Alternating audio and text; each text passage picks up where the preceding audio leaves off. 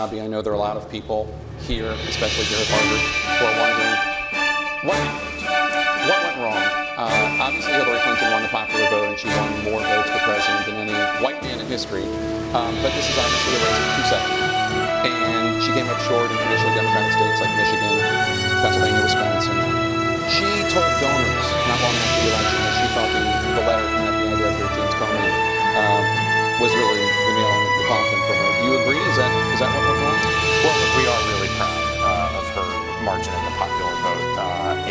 But as you said, this was about electoral college votes, and we did come up short. We felt very good about where we were going into the last 10, 20 days of the election. I think it is hard to imagine the kind of impact that letter had.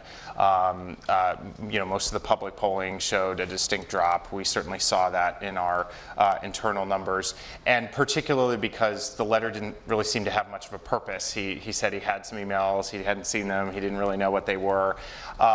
So look, when you look across those 3 states that you mentioned that we lost, we're talking about 100,000 votes. Anything could have made a difference with such small margins, less than 1% in each of those states. But we do think that was an incredibly powerful force in the race. The other reality is, we were hoping for stronger performance in some sectors, and a lot of the data was very off in this race. So we have to reflect on all of those reasons. What sectors?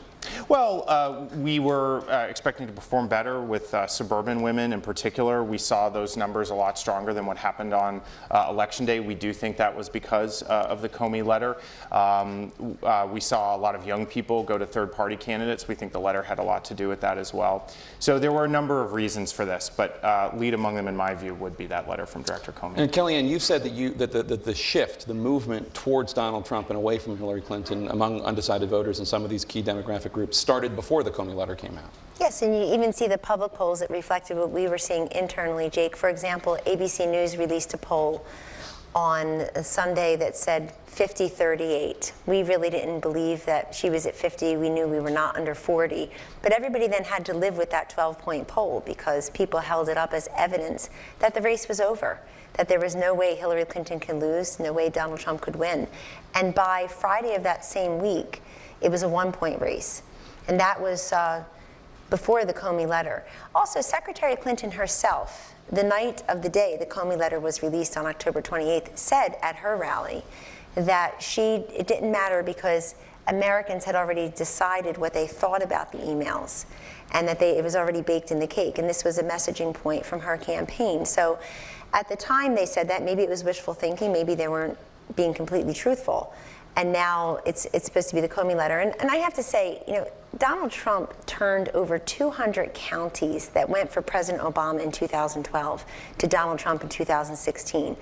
That's because of messages that connect with people in those areas, not because of a letter late in the game.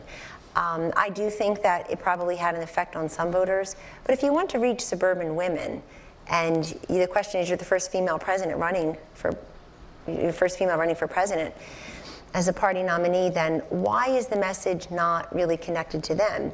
I want to get to messaging in a little bit, but let's back up to June 2015. Donald Trump comes down the escalator at Trump Tower, announces that he's going to run for president. It seemed back in the primaries that many people in your campaign, Robbie, wanted Donald Trump to be the nominee, that you thought he would be easier to beat than, say, Marco Rubio. Is that true, and why? I think many Democrats did believe that. I think obviously our opinions on that changed as he progressed through the primary and was very successful by any standard in that primary. And Kellyanne, you've been very critical of the polls, so let me give you an opportunity to weigh in on a rare moment of agreement here. Why were the polls so wrong? I'm critical of the polls just because I own a place called the Polling Company, and I never want to practice law again, so I can't be that critical of the polls. But the polls are wrong for a couple of reasons. And when I say the polls, let's be very clear, these are mostly the public polls. So I think Joel Benenson's work, the internal polls, our polling work, where we had 5 different polling firms working on, including my firm. Those don't really see the light of day. We're using those for internal strategic positioning. We're not trying to get clicks or make headlines or call the race over before it is one way or the other. I think a few things happened. One is presuming that the 2012 electorate would be the 2016 electorate. And that also presumed implicitly, Jake, that Secretary Clinton would be able to attract and knit together and indeed keep together what's called the Obama coalition. So a critical mass of voters of color, of millennials, and maybe even her running up the totals a little bit among women, since she's the first female candidate, and she was running a decidedly reach out to women as an anti-Trump message campaign to the very end. So I think that was a failing. The other failing is in presuming that people who had voted Democratic in the past would do so here, which is slightly different than the Obama coalition. We thought in our modeling that the 2016 electorate had a better chance of loosely resembling the 2014 electorate in some of these key states and counties, which was my obsession, the counties, than it would resemble the 2012 election. And so I talked very publicly, very early on, under a hail of criticism about the undercover Trump voter. And it was very real. And the undercover Trump voter, to put it all to rest, this is not somebody who's afraid to say they're voting for Donald Trump. That's not what it is. It's somebody who just doesn't look like a Trump voter. It's a union household that's voted Democratic for years. It's a single mom who couldn't possibly dream of voting for Donald Trump. Why would she do that when she can vote for Hillary Clinton, who's, quote, fighting for women and children? And so we just took an approach where we were a little bit more open-minded about who the electorate may be and allowed them to tell us who they were. Look, turnout wasn't what we wanted it to be in some places, and there were different stories across different states. You know, Philadelphia did turn out the way we would have liked, other states weren't. But one thing I think we did see across the country, I think Kellyanne would agree with this, was we did see record Hispanic turnout in a number of communities. I think that was important to our win in Nevada and Colorado. And that's why Texas, I think, was a lot closer than many people anticipated. Obviously, that wasn't enough for us to win the election. But I think that is something to be celebrated and lifted up. That was unprecedented. And, I hope that those voters continue to turn. Were named campaign manager August 17th, the same day that Steve Bannon was named campaign CEO. It seemed as though, from the outside, you and Steve Bannon were able to convince Donald Trump to be more disciplined in a way that previous campaign managers had not convinced him to do, had not succeeded in getting through to him. Please stay on message, please stick with your teleprompter. Not that he only stuck with his teleprompter, but the kind of, one might call them self-inflicted wounds, you called them, your campaign calls them that with the Clinton campaign, but some of the gaffes, some of the more controversial statements he made, most of them took place disproportionately before you and Steve Bannon took over. And I'm wondering, what did you and Steve Bannon say to him to convince him, we will take over, but you really need to listen to us in terms of staying more on message? When we came on board, there were a couple of things. I said, I don't really divulge private conversations, but I feel confident in telling you that I said to Mr. Trump, you're running against one of the most joyless presidential candidates in history, it seemed to me. So why don't we not be that way as a campaign? Why don't we find a way to be the happy warrior again? He loved doing the rallies. He loved connecting with people that way. So you have to know who your candidate is, and there is no substitute for a quality, compelling candidate, and work with his or her gifts.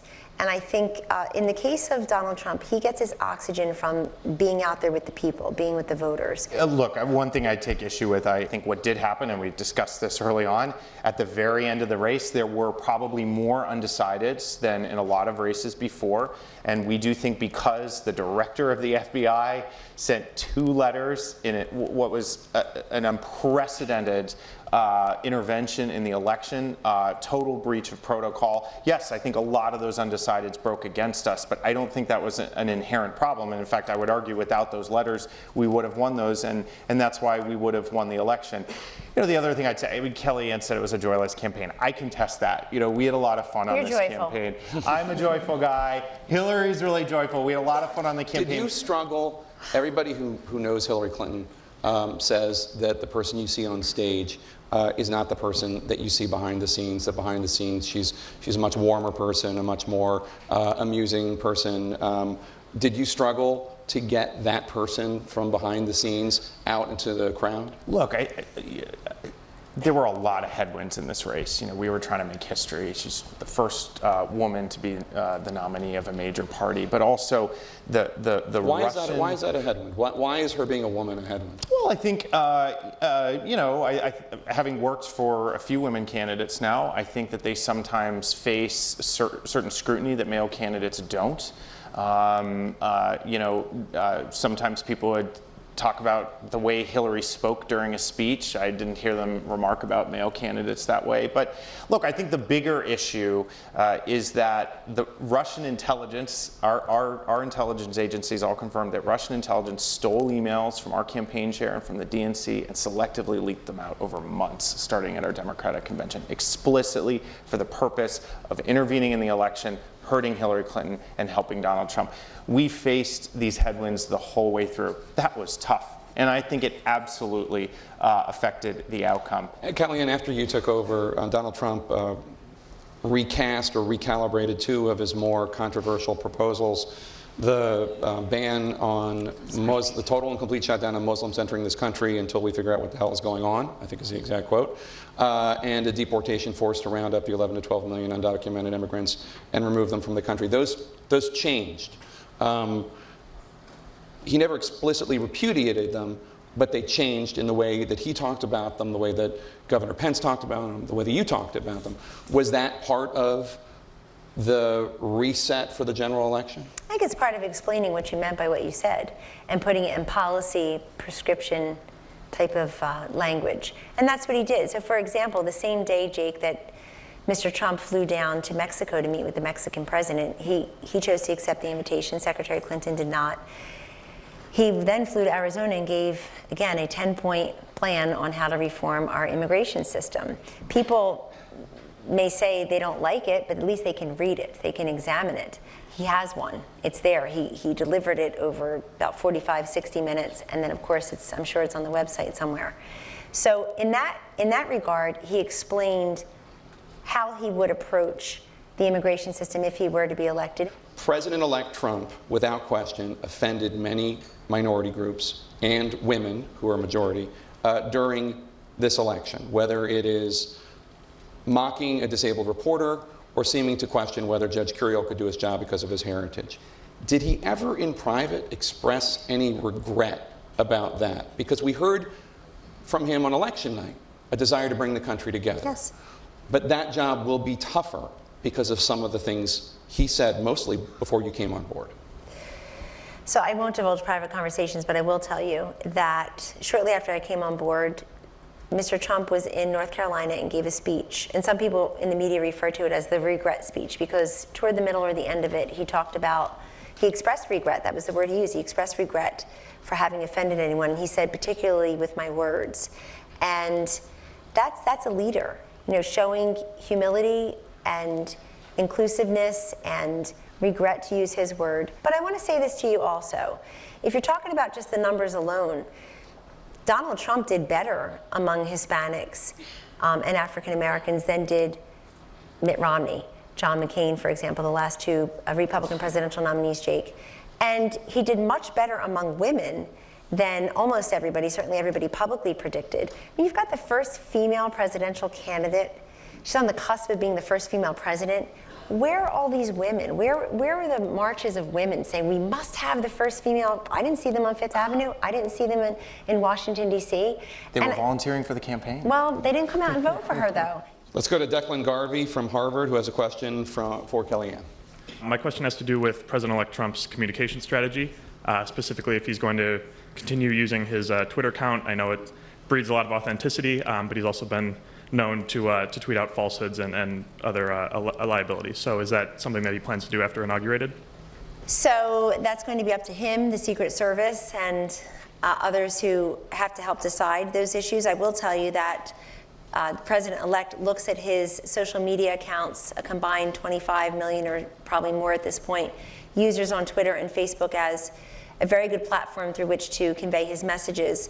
I can tell you firsthand that there are posts that he makes that otherwise would not be heard or seen by those 25 million people but for him posting them. But he's a unique person who's been following his instincts and his judgment from the beginning.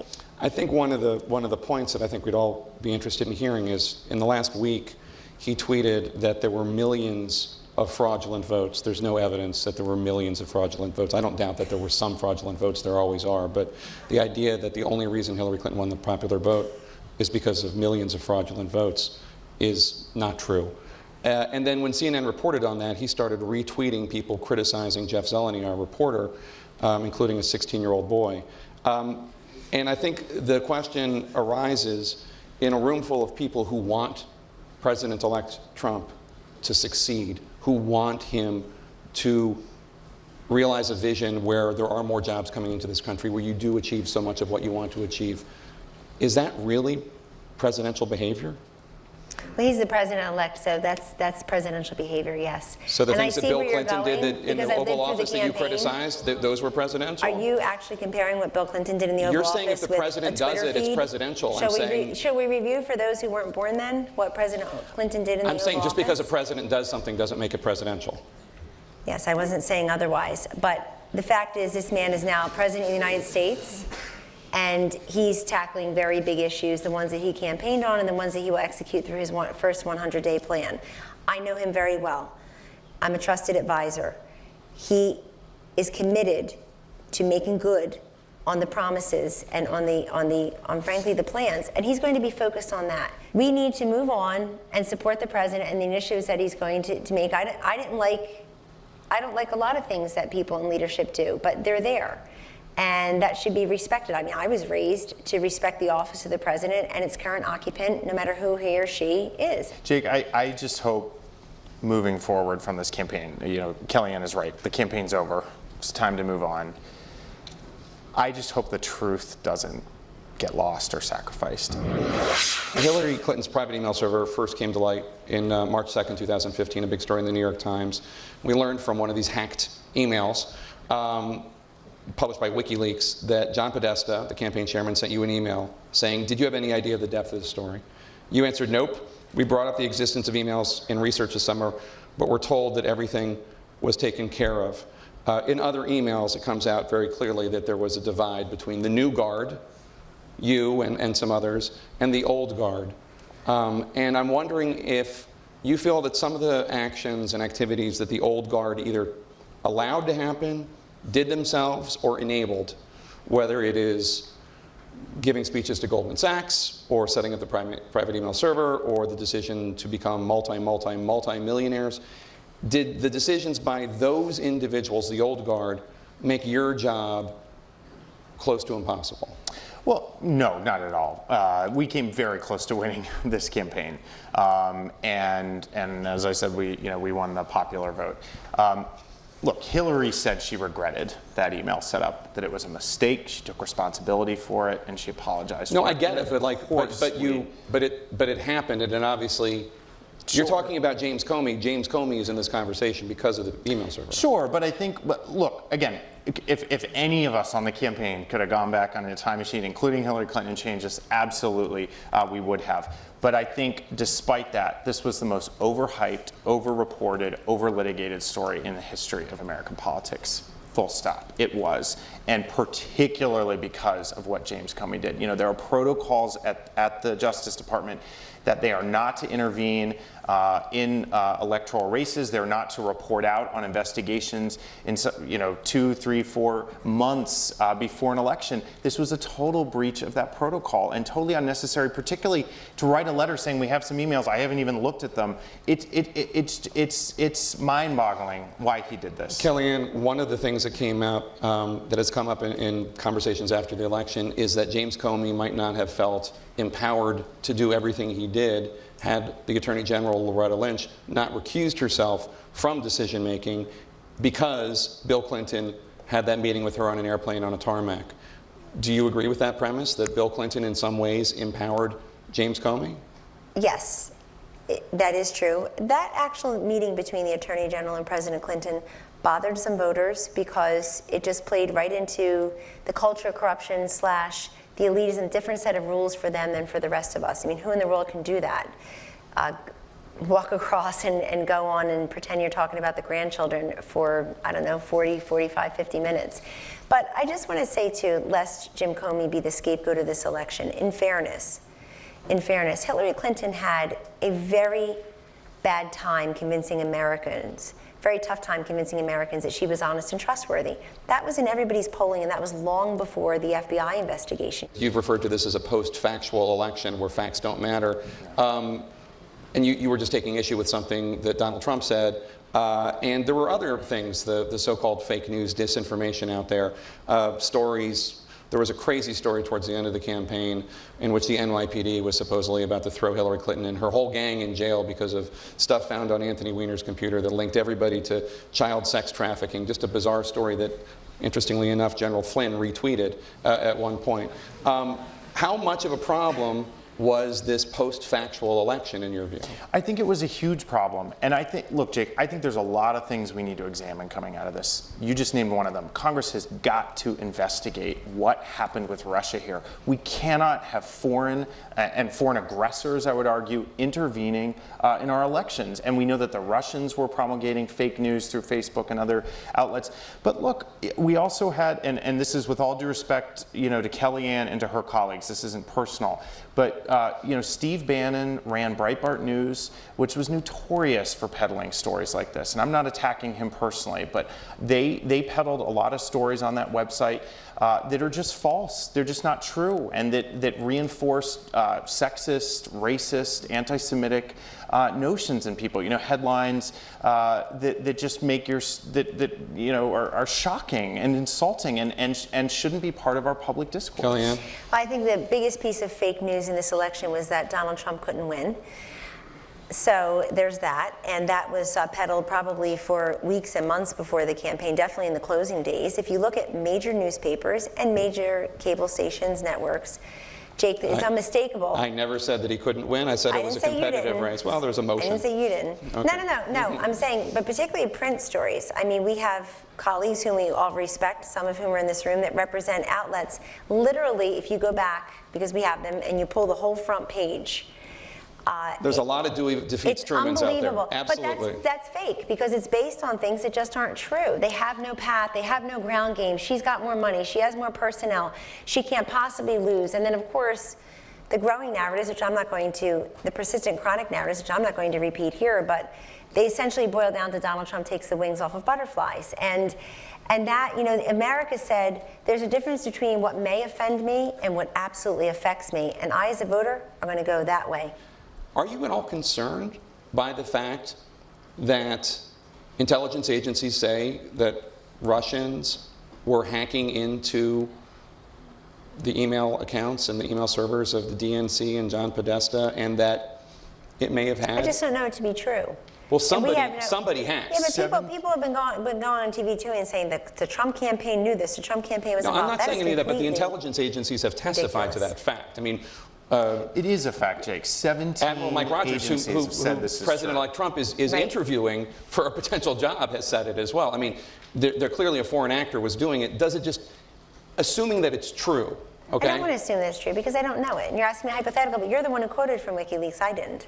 So 17 national security agencies have said this is true. It's true. But I don't understand why I don't understand why you're reluctant to acknowledge that the intelligence agencies are saying it. I'm not reluctant to acknowledge that. That's not the question you asked me. But I will tell you that we're not pro foreign government interference, if that's what you're asking. I got to say this, it's weighing on my conscience. It is outrageous that a foreign aggressor got involved in our election. It has got to be investigated, and it should never, ever happen again in our history. The Boston Globe recently ran an op-ed by a woman named Diane Hessen. She was hired by your campaign to study undecided voters in battleground states, to talk to them every week and find out what they were thinking. She wrote that there was one moment more than any other where she saw undecided voters shift to Donald Trump. It was not the Comey letter. It was when Hillary Clinton referred to the basket of deplorables. She made that comment on September 9th. Did you realize at that time that comment that she made was as potentially damaging as this one study by somebody who worked for your campaign says it was? First of all, Hillary apologized right away after that and said that she misspoke and that she regretted the comment. That's something that Donald Trump wouldn't do. She didn't say that, Robbie. She said she regretted putting a number on it. She regretted saying half. her choice of words. But Donald Trump never apologized to Keezer Khan's I'm family. talking about Donald Hillary Clinton right now. Sure, but That's what they do. well, You both do it. Yes, but we won. True. no, but I think, look, you're talking about one instance where Hillary Clinton said one thing, she immediately explained that she regretted. So you don't think it had an effect? I think Right she regretted getting caught. Let's be honest here. I think it definitely could have alienated some voters, and that's why she got out there right away. Look, here's the other thing I will say, though. I was proud the day after the election that Hillary Clinton said in her speech that Donald Trump is the president-elect and that he deserves the benefit of the doubt and the chance to lead, and we all need to give him that. Yasmin Raji from the Harvard Kennedy School has a question for you, Robbie. Thank you so much both for being here tonight. Wanted to ask you a question about whether the Clinton campaign was too confident, or in some might say arrogant, throughout this election cycle in a way that might have led to some complacency among voters. We know for a fact that some young people in particular were voting for third-party candidates, and if those votes had gone a different way, the election could have turned out in a different way. It's their choice where to put their vote, so I'm not criticizing or blaming them. I was very frustrated at times when, and I think Kellyanne and I would agree on this, when some news outlets would say the election was a foregone conclusion, or when, this habit that I think some news organizations got into of assigning a percentage likelihood to win and so on. I think we have to reevaluate that system. But do you think that the Clinton campaign bears any of the responsibility for that impression that this was a foregone conclusion? Yeah. I do think there's some responsibility because when they were opening up the leads in the public media polling, things were said like, Election day will be over, the election will be over before Election day because of the early vote. Well, it was said call. about specific states. It was said in the press that call, do vote and people early. wrote it like it was the truth without fact-checking it or verifying it. Donald Trump about the tape. Who watched it with him? What was his reaction? Oh. We were in debate prep, and one of the members of the team came in and took a few of us out, and showed us. We didn't have the tape for a long time. We only had a transcript. And so, but anyway, you know the rest. Donald Trump decided he would like to put out a video apology, and he did that night. And less than 2 days later was the second debate in St. Louis. And he carried forward with that. I will tell you, if you look at the polling, that incident affected Donald Trump's numbers much more significantly than the Comey letter affected Hillary Clinton's numbers. That's just a fact. You can go back and look at the data. And there was not early voting really underway on October 7th as opposed to what had already been banked by October 28th. A lot of folks had voted already by the time the Comey letter came out, 3 weeks to the day. Probably 80 to 90% of the electorate had not yet voted when the Comey letter. When the tape In came fairness. out, Saturday Night Live had Hillary Clinton popping a bottle of champagne. Yeah, that was ridiculous. But was that your reaction? Did you think, oh my God, this is done, this is over? Not at all. That was not. In fact, I remember the meeting I was in when that news came out was we were dealing with WikiLeaks, and that was something that our campaign, the stolen emails that the Russians were leaking out, we had to deal with that every day, and we stayed focused on that. I thought anybody who was popping champagne bottles was just wrong. And in fact, again, I remember we put out a video 2 weeks out from Election Day saying we can lose this race, and we got to rally, and we got to work hard. I want to move on to the vice presidential decisions. At what point was Bernie Sanders stricken from the list? And the reason I ask is because we know that he was on the list of 39 or so possible contenders. He obviously generated a great deal of enthusiasm. He obviously reached out to a lot of groups that you didn't find easy to reach out, millennials, white working class voters. He won the Michigan primary, he won the Wisconsin primary, 2 states he ultimately did not win. Why not put him on the ticket? What did Tim Kaine offer that Bernie Sanders didn't? Yeah, it's a great question. And look, Bernie Sanders is a really important part of our campaign no matter what. We would not have had the successful convention that we did without Bernie Sanders' help. We would not have had as many people support us as did without Bernie Sanders' help. He was an enormous part of our presence on the ground in October in particular, and we're really grateful to him for that. You know, the decision, I think Kellyanne would agree with this, the decision about who should be your vice president should be a decision about who you think is ready to do the job and who you can see as a partner, you know, someone down the hall who you can call on to work with you. And that's how Hillary approached this, and I assume that's how Donald Trump approached this as well. And he was on that list because he deserved to be on that list, and he was considered fully along with over 30 other people. But at the end of the day, she felt like Tim Kaine would represent her views and values if, you know, God forbid, he had to become president, that he had the background and preparation to do the job, but also that partnership and that chemistry was the right one. Do you think that Bernie Sanders might have made it a tougher race? Yes. And Bernie Sanders, I'd also like to publicly thank Bernie Sanders for his effect on our campaign, because he softened up Hillary Clinton. He won 22 states and 13 million voters, and that ain't nothing. That was worked significant. hard to deliver them for Hillary Clinton. Well, he did. But you know, very hard. I was at the same convention in Philadelphia, the Democratic convention, and the fact is, his supporters were still out there protesting her.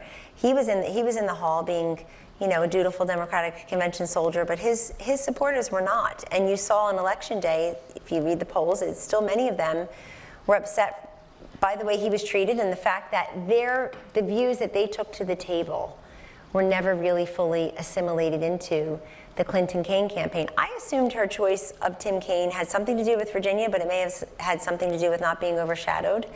I thought that he was not a particularly effective pick in the end or at the beginning, and certainly not the vice presidential debate, which was not even close. He interrupted the female moderator about 36 times.